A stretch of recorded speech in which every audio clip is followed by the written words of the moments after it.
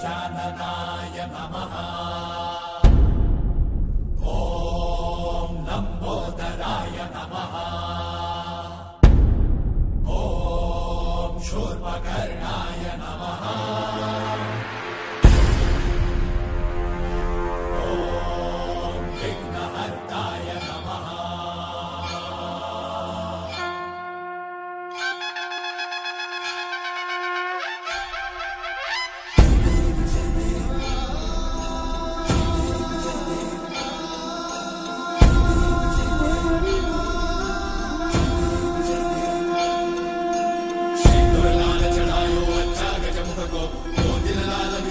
शिव गौरी हर को नामदलिए गुड़ लड्डू साई सुरवर को महिमा कहीं न जाए लागत हो पद को। जय देव जय देव।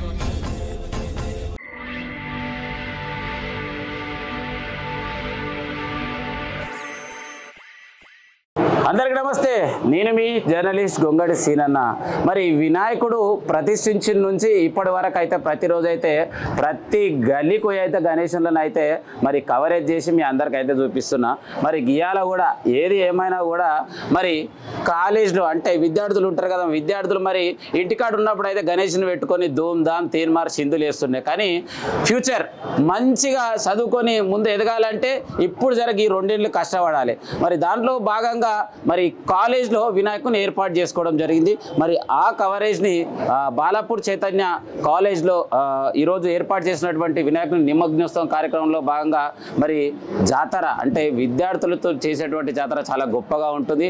ఆ గొప్ప కార్యక్రమానికి కవరేజ్లో ఈరోజు రావడం జరిగింది. సో మనతో పాటు ఈ చక్కటి వ్యవస్థని మరి ప్రారంభించినటువంటి మహా గొప్ప వ్యక్తి అనొచ్చు, శక్తి అనొచ్చు, మనతో పాటు ఉన్నాడు. అన్న నమస్తే. నమస్తే. మీ పేరు? ప్రతాప్ రెడ్డి. అన్న ఎట్లున్నావే?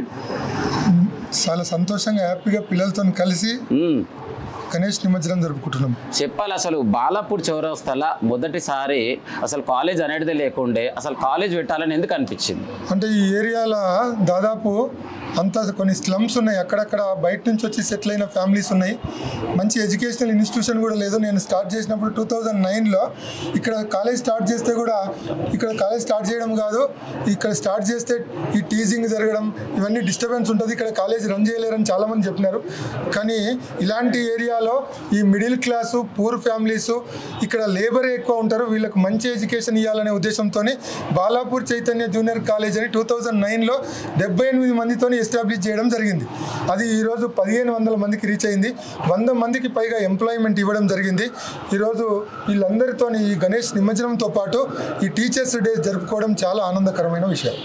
ఇంకొక ముచ్చట అడుగుతా, వాస్తవానికంటే కాలేజ్ అనగానే ఇది ఒక పెద్ద రిస్క్. విద్యార్థులతోటి సాహసం చేయడం అనేది ఆకాశంలోకి పైకి చూసి కిందికి మళ్ళీ మనం వస్తామా రామే అనే అంశం ఉంటుంది కదా. మళ్ళీ అసలుంటిది విద్యార్థులకే మరి జూనియర్ కాలేజ్ని పెట్టి మరి ఈ విద్యార్థులకు చదివియాలని అసలు ఎందుకు అనిపించింది? నిజంగా చెప్పాలంటే స్కూల్ లైఫ్లో విద్యార్థులు తల్లిదండ్రుల డైరెక్షన్లో టీచర్లు ఏం చెప్పినా జాగ్రత్తగా వింటారు.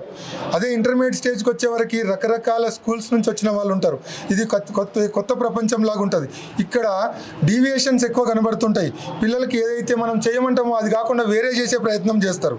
దారి తప్పిపోతున్న విద్యార్థులను చూసి ఆ ఏజ్ నుంచి నేను వచ్చిన కాబట్టి ఇంటర్మీడియట్ అనేది ఒక ఛాలెంజింగ్గా తీసుకొని పిల్లలను అంటే 100% దారి తప్పకుండా కష్టమైన కొద్దిగా ఇష్టంగా చదివిపిస్తే వీళ్ళ లైఫ్ చాలా బాగుంటుంది. ఇంటర్మీడియట్ దాటితే వీళ్ళు ఆటోమేటిక్గా వీళ్ళకి మెచ్యూరిటీ లెవెల్స్ వస్తాయి, వీళ్ళు ఖచ్చితంగా ఒక కెరియర్ రూట్లో ప్రయాణం చేస్తారు. కానీ ఏదైతే ఇంటర్మీడియట్ ఉందో ఇక్కడ డిస్టర్బ్ అయితే లైఫ్ కొలాప్స్ అవుతుంది. ఈ రోజుల్లో ఈ డ్రగ్స్, ఈ టీజింగు, ఈ మీడియా, సోషల్ మీడియా, ఈ వాట్సాప్, ఇన్స్టాగ్రామ్లు, ఈ టీవీలలో వచ్చే జబర్దస్త్, బిగ్ బాస్ లాంటి ఫాల్తు ప్రోగ్రామ్స్, వీటి వల్ల దారి తప్పుతున్న యువతను ఒక సరైన మార్గంలో నడిపించాలనే ఉద్దేశంతో ఇంటర్మీడియట్ కరెక్ట్ అనేది డిసిజన్ తీసుకొని నేను నా వైఫ్తో పాటు మిగతా స్టాఫ్ అంతా కూడా ఇక్కడ చేసి వెళ్ళిపోయిన వాళ్ళు ఉన్నారు, ఇక్కడ చేస్తున్న వాళ్ళు ఉన్నారు. వీళ్ళందరూ కూడా సాక్రిఫైస్ చేసి వీళ్ళ టోటల్ టైం మనకి ఇచ్చేసి మంచి ఎడ్యుకేషన్ ఇచ్చే ప్రయత్నం చేస్తున్నాం. దీంట్లో మెయిన్ ఉద్దేశం ఏంటంటే ఇంటర్మీడియట్ పిల్లలను దారి తప్పకుండా చూసుకోవాల్సిన బాధ్యత తల్లిదండ్రులుగా నేను కూడా తీసుకున్నా అనేది మా. ఇంకొక ముచ్చట అడుగుతా, ఒక్కసారి కాలేజ్ ప్రారంభించిన తర్వాత కొంచెం డెవలప్మెంట్ కాగానే ఏదైతే ప్రారంభించినటువంటి వ్యక్తులు కాండ్రాకుండా మంచిగా బెంజ్ కార్లలో, ఆడి కార్లలో అఫీషియల్గా ఉంటారు. మరి మీరెందుకు ఎప్పుడు విద్యార్థులతోటే ఉండి ఒక తల్లి లేక తండ్రి లేక చూసుకుంటారు? ముఖ్య కారణం ఏంది? ఒకరి మీద నమ్మకం పెట్టేసి పక్కకు జరిగే పరిస్థితి లేదు. చెప్తున్నాను కదా, ఈవెన్ తల్లిదండ్రులకు కూడా అబద్ధాలు చెప్పి బయటకు వచ్చి చేసే చెడు పనులు కూడా పేరెంట్స్కి చెప్పకుండా ఉండే ఏజ్ ఇది. ఈ పిల్లల్ని ఎవరి మీదనో బాధ్యత పెట్టేసి నేను సైడ్ అయిపోతే మళ్ళీ నేను అనుకున్న ఏదైతే నా డెస్టినేషన్ ఉందో అది రీచ్ అయితే అనుకోలే. పిల్లలతో నేను వండుకుంటూ పిల్లలతోనే నేను కలిసి చేస్తూ ఉంటే పిల్లలు నన్ను చూసి ఫాలో అవుతారు, టీచర్స్ కూడా నన్ను చూసి జాగ్రత్తగా ఉంటారు. సరే, ఒక మంచి సిస్టమ్ సెట్ చేయొచ్చు అనే ఉద్దేశంతో నేను అన్నిటికన్నా ఇక్కడ ఒక డైరెక్టర్గా కాకుండా ఫస్ట్ నేను ఈ స్టూడెంట్స్కి ఇక్కడ ఒక సెక్యూరిటీ గార్డు లాగా ఉండాలనే ఫీలింగ్ నాకు ఉంటుంది. పేరెంట్స్ ఏదైతే బాధ్యత నా మీద పెట్టినారో వాళ్ళు ఆలోచించిన ఆశల కన్నా మించి కూడా పిల్లలని భావి భారత పౌరులుగా తీర్చిదిద్దే ప్రయత్నంలో నేను చదువు చెప్పలేకపోయినా కొంతవరకు నేను కౌన్సిలింగ్ చేసుకుంటూ పిల్లల్ని అన్ని రకాలుగా ట్రీట్ చేసుకుంటూ రేపు భవిష్యత్తు వైపు నడిపించే ప్రయత్నం చేస్తున్నా సార్. ఇంకొక ముచ్చటిన హాస్టల్లో ఉన్నటువంటి విద్యార్థులకు దగ్గరుండి మళ్ళీ ప్లేట్లల్లో అన్నం కూర పెట్టి తిన్నదాకా మరి ఎదురుగా ముంగట కూర్చున్నట్టు ఇది ఎంతవరకు నిజమేనా? అంటే ఇది వరకు అన్ని క్యాంపస్లు కూడా తిరిగేటోళ్ళం. ప్రస్తుతం పర్టికులర్గా మెయిన్గా గర్ల్స్ క్యాంపస్ ఈ ఇంటర్మీడియట్ ఏజ్లో చాలామంది పిల్లలకి బ్లడ్ లేకపోవడం, హిమోగ్లోబిన్ ఈ బిలో 7, 6 అట్లా ఉండడం, చిన్న అంటే ఒకరోజు ఒక పూట తినకపోతే కింద పడిపోవడం, ఒకరోజు హెల్త్ ఇష్యూస్ తట్టుకోలేక హాస్పిటల్లో పడడం. అంటే ఈ స్టూడెంట్స్ ప్రాపర్గా తినకపోవడం వల్ల హెల్త్ ఇష్యూస్ వస్తున్నాయి. హెల్త్ బాగాలేనప్పుడు చదవడానికి ఎట్లా సహకరిస్తుంది బాడీ? సో పిల్లలకి కొద్దిగా దగ్గరుండి పెడితే నేను తిన్న తర్వాత అక్కడ ఒక వాచ్మెన్ కూడా పిల్లలు ఏ ఫుడ్ పడేయకుండా అవసరమైతే ఇంకో 10 minutes టైం తీసుకొని కూడా ఫుడ్ కంప్లీట్ చేసినాక వెళ్తే తల్లిదండ్రులు మన మీద వదిలేసినారు కాబట్టి పిల్లలు ఎట్లా తింటున్నారో అనే ఇంట్లో వాళ్ళ బెంగ ఉంటుంది. సో వాళ్ళ ఆలోచన ఏదైతే పిల్లల ఫుడ్ విషయంలో ఉందో దాన్ని మనం దగ్గరుండి చేస్తే ఆ టైం వాళ్ళ కోసం ఇస్తే నా డ్యూటీ కూడా అదే. పిల్లలతో ఉండడం, కాలేజీతో ఉండడం, ఇది కాకుండా నేను వేరే బిజినెస్లు కూడా చేయను, నాకు వేరే ఇంట్రెస్ట్ కూడా లేదు. నా లైఫ్ కూడా వీటితోనే పిల్లలతోనే. ఇంటర్మీడియట్ నెక్స్ట్ స్కూల్స్కి వెళ్ళినాం. ఇయర్ శంషాబాద్లో ఒక చిన్న స్కూల్ స్టార్ట్ చేసినాం, కాగ్నిటివ్ గ్లోబల్ స్కూల్ అని. దాన్ని కూడా ఎక్స్పాన్షన్ చేసే ప్రయత్నం చేస్తాం. ఒక ప్రాక్టికల్ ఎడ్యుకేషన్ ఇది నాకు తెలిసినంత వరకు రేపు దసరా తర్వాత కూడా ఈ సంవత్సరం ఇంటర్మీడియట్ స్టూడెంట్స్కి కంప్లీట్గా ప్రాక్టికల్స్ చేయించడం జరుగుతుంది. ఎక్కడ ఏ కాలేజీలలో ప్రాక్టికల్స్ అనేది చూసి రాసే ఎగ్జామ్స్ మన దగ్గర అట్లా కాదు. నెక్స్ట్ అందరూ ఓన్గా రాసే కెపాసిటీ తీసుకొచ్చే ప్రయత్నం మనం కూడా చేద్దాం. ఇంకొక ముచ్చట అడుగుతా, ఏదేమైనా యువత ఇంటర్ అంటే హాస్టల్లో ఉన్నప్పుడు బెటర్మెంట్గా చదువుకుంటారు. ఈ ఇంటర్ అయిపోయిన తర్వాత అసలు అనుకోని పరిస్థితులలో కొన్ని ఊహించని పరిణామాలకు ఎదురవుతారు. అలాంటి యువతకి మీరిచ్చే ముఖ్య సందేశం ఏంటి? ఇప్పుడు సీనన్న ఏవైతే క్వశ్చన్ లేవనెత్తిండో వీటికి సంబంధించి ఇంటర్మీడియట్ వరకు మేము జాగ్రత్తగా చూస్తున్నాం, పేరెంట్స్కి జాగ్రత్త చెప్తున్నాం. మన పేరెంట్స్ మీటింగ్ కూడా పెట్టినాం. ఇలాంటి సమస్యలు పేరెంట్స్ కూడా ఇలా సేమ్ ఇదే ప్రాబ్లంలో పేరెంట్స్ కూడా ఎంతోమంది డిస్కస్ చేయడం జరిగింది. వీటికి అన్నిటికన్నా ముఖ్య కారణము పిల్లలకి సెల్ ఫోన్ ఇవ్వడం, పిల్లలకి సోషల్ మీడియాలో ఇన్వాల్వ్ చేయడం. సోషల్ మీడియా, ఈ మొబైల్ ఫోను, ఈ టీవీ మన నాలెడ్జ్ని పెంపొందించుకోవడానికి యూజ్ చేసుకుంటే బాగుండే, కానీ కంప్లీట్గా డీవియేషన్స్కి రోడ్ల మీద ఫోటోలు దిగడం, ఇన్స్టాగ్రామ్లలో రాంగ్ మెసేజ్లు పంపించేలాగా రీల్స్ చేయడం, వాటి కోసం ఎక్కడ పడితే అక్కడ వెళ్ళి ప్రాణాలకు తీసుకునే పరిస్థితి కూడా పోతున్నారు. ఇంకొకటి ఏంటంటే విచ్చలవిడిగా ఇంటర్మీడియట్ తర్వాత ఓపెన్ అంటే ఫ్రీడమ్ వచ్చి బయటికి వెళ్ళి రూమ్లలో ఉండి అక్కడిక్కడ చదువుకుంటూ ఈ డ్రగ్స్కి అలవాటు పడుతున్నారు. చదువుకునే ప్రయత్నంలో ఫ్రెండ్స్తో తిరుక్కుంటూ అక్కడ ఇక్కడ bike riding, triple riding, drink చేయడం. ఈ చిన్న ఏజ్లో బిలో 18 years లోపల 50 to 60% ఆల్రెడీ మొత్తం వైన్కి అలవాటు పడ్డ వాళ్ళు. సిగరెట్లు రీసెంట్గా కొందరు బయట జరుగుతున్న చిన్న ప్యాకెట్లలో మనం గుర్తుపట్టలేని ప్యాకెట్లలో డ్రగ్స్ విక్రయిస్తున్నారు. పర్టికులర్గా ఇక్కడ మిదాని బస్ డిపో దగ్గర ఈ సరౌండింగ్స్లో కూడా చాలా ఏరియాలలో, కొన్ని స్లమ్స్ ఉన్న ఏరియాలలో కొందరు వీక్నెస్ను చూసుకొని వాళ్ళతో డ్రగ్స్ సరఫరా చేస్తున్నారు. దీనివల్ల పిల్లలు నాశనం అయిపోతున్నారు, లైఫ్ స్పాయిల్ అయిపోతుంది. అందువల్ల పర్టికులర్గా ఇంటర్మీడియట్ సెలెక్ట్ చేసుకోవడం జరిగింది. ఆ ఇంటర్మీడియట్లో జాగ్రత్తగా 2 years మేము జాగ్రత్త పడేలాగా పిల్లలు చేస్తున్నాం. ఇంకో 2 years పేరెంట్స్ కూడా జాగ్రత్త పడితే తప్ప వీళ్ళకు మంచి కెరియర్ ఉండదు. లేకపోతే వీళ్ళ కెరియర్ అనేది ఎడ్యుకేషన్ సైడ్ ఉండదు, ఒక మంచి జాబ్ కోసం ఉండదు. రేపు ఫ్యూచర్లో భార్య భర్తలు ఇద్దరు కలిపి జాబ్ చేస్తేనే ఫ్యామిలీ రన్ అయ్యే పరిస్థితి ఉంది. సో మీరు కూడా సెటిల్ అయితే తప్ప మీ ఫ్యూచర్కి మంచి డైరెక్షన్ ఉండదు. సెటిల్ అవ్వాలంటే ఖచ్చితంగా పొద్దున ఉదయం 4:30, 5 గంటలకు లేచి చదవాలా, నైట్ 10:30, 11 వరకు చదవాలా. ఈ ఫోన్లో ఉన్నంత టైము స్టడీస్ మీద ఉంటే మీరందరూ కలెక్టర్ అయ్యే ఛాన్స్ ఉంది, మీరు అనుకున్న గోల్స్ రీచ్ అయ్యే ఛాన్స్ ఉంది. దీనికి ఈ రోజు నుంచే ఈ గణేశుని ముందల ఈ టీచర్స్ డే సందర్భంగా గొంగడి సీనన్న మనకి ఇచ్చిన ఈ అవకాశంలో మనం అందరం ప్రమాణం చేద్దాం. రేపటి నుంచి తల్లిదండ్రుల ఆశలకు అనుగుణంగా నడుచుకుంటామని ప్రమాణం చేయండి. చేయాలా? రేపటి నుంచి మా బంగారు భవిష్యత్తు కోసం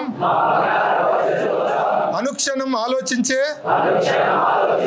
తల్లిదండ్రుల కోసం తప్పకుండా వాళ్ళ ఆలోచనలకు అనుగుణంగా ఏ తప్పుదారి పట్టకుండా కష్టపడి ఇష్టంగా చదువుతామని తల్లిదండ్రుల గురువుల ఎక్కడ కూడా వాళ్ళను తక్కువ చేయకుండా సమాజానికి ఉపయోగపడేలాగా మా భవితను తీర్చిదిద్దుకుంటామని ప్రమాణం చేస్తున్నాము. Thank you. Super sir. ఏది ఏమైనా మరి ఇంత చక్కగా మరి విద్యార్థులతోటి ప్రమాణ స్వీకారం అంటే వినాయకుడిని ముందు ప్రమాణ స్వీకారం చేయడం చాలా బాగుంది. ఇంకొక ముచ్చట అడుగుతా, మరి మీ చిన్న ఉన్నప్పుడు మరి ఈరోజు టీచర్స్ అంటే ఉపాధ్యాయుల దినోత్సవం ఉంది కదా, మీకు చదువు చెప్పిన సార్ మీకు ఇష్టమైన సార్ ఇంతకు ఎవరు ఉండే sir? Shuklavardhan Reddy sir, Balaram sir, Tuljaram sir, Srinivas sir, Shankar Reddy sir, Mahmood sir, Chandralingam sir. ఇట్లా నేను నిన్న నిజంగా చెప్తే నిన్న ఉదయము పిల్లలకు చెప్పాలనే ఉద్దేశంతో అందరికీ మీకు ఐడియా ఉంది, ఒక 2 నిమిషాలు కళ్ళు మూసుకొని డే స్కాలర్స్ చేసినారు. టీచర్స్ని గుర్తు చేసుకోమని ఎంతమంది అండి నాకు నిన్న 89 మెంబర్స్ వచ్చినారు. అట్లా నా టోటల్ స్టాఫ్ నాకు ఎవరైతే చదువు చెప్పిన వాళ్ళు ఉన్నారో 89 మెంబర్స్ వచ్చినారు. వీళ్ళతో పాటు మనకు రోజు ఇంట్లో నుంచి బయటికి పంపించేటప్పుడు మన తాత అంటే గ్రాండ్ పేరెంట్స్ మన పేరెంట్స్ వాళ్ళు కూడా గురువుల్లాగానే కాబట్టి వాళ్ళని కూడా రోజు గుర్తు చేసుకుంటూ పొద్దున వచ్చేటప్పుడు వాళ్ళ ఆశీర్వాదం తీసుకొని మళ్ళీ సాయంత్రం వెళ్ళినప్పుడు వాళ్ళ బాగోగులు చూసుకుంటూ వాళ్ళకి అవసరమైన వాళ్ళకి కావాల్సిన ఏమైనా హెల్ప్ చేసుకుంటూ వాళ్ళకు కూడా సహకరిస్తూ ఉండాలనేది నా ఉద్దేశం. Super sir. సో ఏది ఏమైనా చదువు చెప్పిన గురువులను అయితే మరవద్దు అంటావు? ఖచ్చితంగా మనకు చదువు చెప్పిన గురువులను మన కన్న తల్లిదండ్రులను ఎవరిని మరవద్దు. అట్లానే ఎల్డర్స్ అందరికీ కూడా రెస్పెక్ట్ ఇవ్వడం అనేది మన బాధ్యత, మన ధర్మము. ఖచ్చితంగా సొసైటీలో మనకన్నా పెద్దవాళ్ళను గౌరవించేది నేర్చుకోండి. మన అన్నలు అక్కలు మన నాన్నలు అందరినీ కూడా గౌరవించే ప్రయత్నం చేయాలా. వాళ్ళందరి నుంచి ఇన్స్పిరేషన్ ఉన్న విషయాలు తీసుకొని మనం కూడా వాళ్ళకన్నా బెటర్గా అయ్యేలాగా మన వల్ల నలుగురికి ప్రయోజనం కలిగేలాగా సొసైటీ మన కోసమే కాదు మన సొసైటీ ఎదురు చూస్తుంది సొసైటీకి ఏమైనా చేస్తామనేది. రేపు మీరందరూ కూడా మంచి పొజిషన్లలో ఉండి ఎక్కడొచ్చినా ఒక పోలీస్ స్టేషన్కి వస్తే అక్కడ కనబడాలి ఒక ఎంప్లాయీ, ఒక గవర్నమెంట్ ఏదైనా ఆఫీస్కి పోతే అక్కడ కనబడాలి. ఎక్కడ పడితే అక్కడ మీరు ఎంప్లాయీస్గా రెడీ అయి ఉండి మీరు మంచి లైఫ్ స్పెండ్ చేసే ప్రయత్నం చేయాలి. Super sir. ముచ్చటైతే జబర్దస్త్ చెప్పినావు, నాకైతే మస్తు ఖుషి అనిపించింది. ఫైనల్గా డిఎస్కే న్యూస్ ఛానల్ చూస్తున్న ప్రేక్షక దేవుళ్ళకి ఏం చెప్తారు? మీ పిల్లలను టీవీ దగ్గర ఒక టైము ఒక లిమిట్ మాత్రమే టీవీ దగ్గర ఉంచే ప్రయత్నం చేయండి. అన్ని ప్రోగ్రామ్స్ చూసే ప్రయత్నం అంటే ఏ ప్రోగ్రామ్స్ ఏ ఏజ్ వాళ్ళు చూస్తే బాగుంటుందో ఈ పిల్లలకి ఏ ప్రోగ్రామ్స్ అయితే బెటరో అవే చూపించండి. మొబైల్ ఫోన్లకు దూరంగా ఉంచండి. చదువు రోజు ఖచ్చితంగా ఉదయం లేచి చదివేలాగా చేయండి. ఈ చదివే ఏజ్ కాబట్టి ఇప్పుడు చదవకపోతే ఫ్యూచర్లో కష్టమవుతుంది. ఈ బిఫోర్ ఈవెన్ అమ్మాయిల విషయంలో చెప్తున్నా, ఖచ్చితంగా ప్రతి ఆడబిడ్డ తన కెరియర్లో సెటిల్ అయ్యి ఎంతో కొంత సంపాదించే స్టేజ్కి వెళ్ళిన తర్వాతనే మ్యారేజెస్ చేయండి. తొందరపడి అమ్మాయిల జీవితాలను మ్యారేజ్ చేసేసి వాళ్ళను ఒక గుంతలోకి తోసేసే ప్రయత్నం చేయకండి. ముందు వాళ్ళని సెటిల్ చేసే ప్రయత్నం చేయండి. ఫైనల్గా మరి కవరేజ్ చేసినటువంటి డిఎస్కే అంటే గొంగడి సీనన్న గురించి ఏం చెప్తారు సార్ 2 మాటలలో? నా తమ్ముడు ఎంత నిజంగా చెప్తే నాకు ఓన్ బ్రదర్స్ ఎవరు లేరు. ఇలాంటి అక్కడక్కడ అన్నలు తమ్ముళ్ళు ఇట్లా సొసైటీలో నేను తిరిగే ప్రయత్నంలో కలుస్తూ ఉంటారు. అందులో ఇప్పుడు కాలేజీలో నేను ఈ ఎడ్యుకేషనల్ పాయింట్ ఆఫ్ వ్యూలో కాలేజీలో ఉన్నప్పుడు నాకు ఏదైనా సమస్య వస్తే నేను ఫస్ట్ గుర్తు చేసుకునేది గొంగడి సీనన్నను. నాకు సపోర్ట్ అట్లా ఉంటుంది కాబట్టి ఫ్యూచర్ కూడా ఇంకా మంచి సపోర్ట్ కావాలా. చాలా యూనియన్స్ వచ్చేసి డబ్బులు వసూలు చేయడానికి ఇప్పుడు ఈవెన్ గణేష్ చందకి ఒక 25 సంఘాలు వచ్చినాయి. ఇంతమందికి మనం ఇచ్చే పరిస్థితిలో లేం. ఎట్ ద సేమ్ టైం ఒక 50 నుంచి 80 విద్యార్థి సంఘాలు, కుల సంఘాలు, మత సంఘాలు వచ్చి డబ్బుల కోసం ఇబ్బంది పెడుతున్నారు. వీటికి సంబంధించి ఏదైనా ఒక ఫిక్స్ స్ట్రాంగ్గా వీళ్ళందరినీ ఇలా అంటే బతకలేకుండా వీటి మీద అడుక్క తినే పరిస్థితికి వచ్చినారు. ఈ వ్యవస్థను ఏదైనా నిర్మూలించే ప్రయత్నం చేస్తే దాని నుంచి సీనియర్ నుంచి స్ట్రాంగ్ సపోర్ట్ తీసుకుందాం. పర్సనల్గా కూర్చొని డిస్కస్ చేద్దాం. మా సార్ల నుంచి నేను మళ్ళీ మీరు టైం ఇచ్చినప్పుడు దానికి సంబంధించి డిస్కస్ చేద్దామన్నా. అట్లానే మనకు మన దగ్గర ఇంకొకటి సినిమా ఇక్కడ ఒక ఎడ్యుకేషనల్ సిస్టమ్ గురించి మాట్లాడాలా. ఇది వరకు weekly 6 classes IPA, 3 classes EAMCET అనేది ఉండేది ఆబ్జెక్టివ్. అట్లా పెడితే అందరూ ఇంటర్మీడియట్ మార్క్స్ మాత్రమే తెచ్చుకోగలుగుతున్నారు. ఈ ఆబ్జెక్టివ్ ఎంసెట్లు, నీట్లు, ఈ ఐఐటీలు కొద్దిగా ప్రాబ్లం అయి ఉండేది. రీసెంట్గా ఒక one week objective, 1 week IP అనే సిస్టమ్ తీసుకొచ్చి లాస్ట్ ఇయర్ అద్భుతమైన రిజల్ట్స్ సాధించడం. ఈ వచ్చే అకాడమిక్ ఇయర్ కూడా మా పిల్లల నుంచి ఈ చౌరస్తానే కాదు, ఈ సరౌండింగ్లలో ఈ మాలాంటి మిడిల్ క్లాస్ రన్ చేసే కాలేజీలలో అత్యంత బెస్ట్ రిజల్ట్స్ తీసుకొచ్చే ప్రయత్నం చేస్తాం. మాకు కూడా విద్యార్థులు కూడా స్ట్రాంగ్గా సపోర్ట్ చేయాలా. At the same time parents కూడా బాగా మా పిల్లలను ఇంటి దగ్గర చదివించే ప్రయత్నం చేయాలా. టీచర్స్ నుంచి కూడా అంతకు మించి సహకారం కావాలా. Thank you. కదా ఏది ఏమైనా కూడా మరి ఈరోజు మరి బాలాపూర్ చైతన్య కాలేజీలో ఏర్పాటు చేసినటువంటి వినాయక నిమగ్నోత్సవంలో భాగంగా సారు మనతోటి అయితే 2 ముచ్చట్లు చెప్పిండు. మరి యువకులు చదువుకునే వయసులో చదువుకోవాలి, ఆడే వయసులో ఆడాలి, మరి ఎంజాయ్ చేసే టైంలో చేయాలని చెప్పేసి విలువైన సందేశం తెలియజేయడం జరిగింది. సో మరి ఇలాంటి మంచి మంచి ముచ్చట్లు కావాలంటే చూస్తూనే ఉండండి DSK D6 న్యూస్. కెమెరామెన్ సాయితో మీ గొంగడి సీనన్న ఉంటాం అలా.